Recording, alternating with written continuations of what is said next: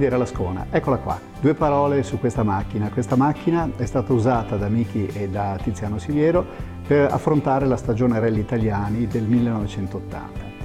Dopo l'esordio con il Kadett, con un gruppo 1, praticamente quasi strettamente di serie, con cui si misero in luce come migliori esordienti, passarono a una vettura decisamente più performante, preparata dal mago torinese Conrero, con circa 200 cavalli a disposizione, un gruppo 2, quindi con careggiate più ampie, gomme con stampo più largo e soprattutto una meccanica decisamente più elaborata.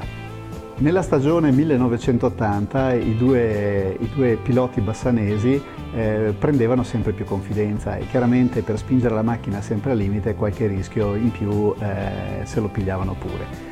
Con questa macchina riuscirono a fare le prime gare e nel rally del Ciocco, come diciamo noi veneti, tirarono proprio un bel ciocco in quanto abbracciarono un albero e la macchina praticamente si rese inutilizzabile.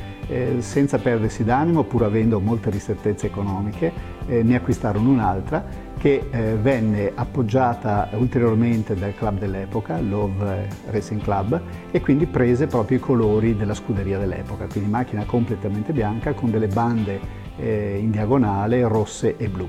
Macchina che si può vedere nella bacheca dove abbiamo l'automobile, abbiamo tutti i modellini dell'epoca di Miki. Conclusero con successo, come abbiamo detto, l'annata, aggiudicandosi il gruppo 2.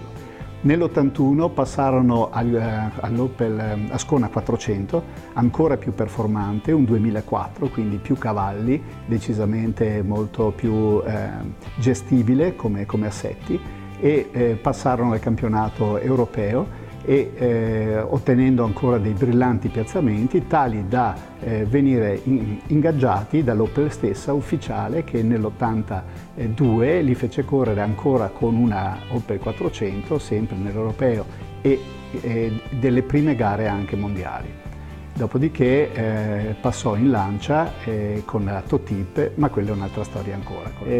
Tornando a Miki, una delle sue particolarità subito emerse, oltre alla gran capacità e sensibilità di guida e coraggio nel prendersi dei rischi per cercare di portare al limite, era anche quella sensibilità di mettere a punto le macchine, quindi di poter trasferire sensazioni e dati ai preparatori per poter avere il miglior rapporto tra le potenze disponibili e la possibilità di scaricarle a terra, gli assetti, le tenute, le frenate e tutto quanto concorre nel portare a buon fine il risultato.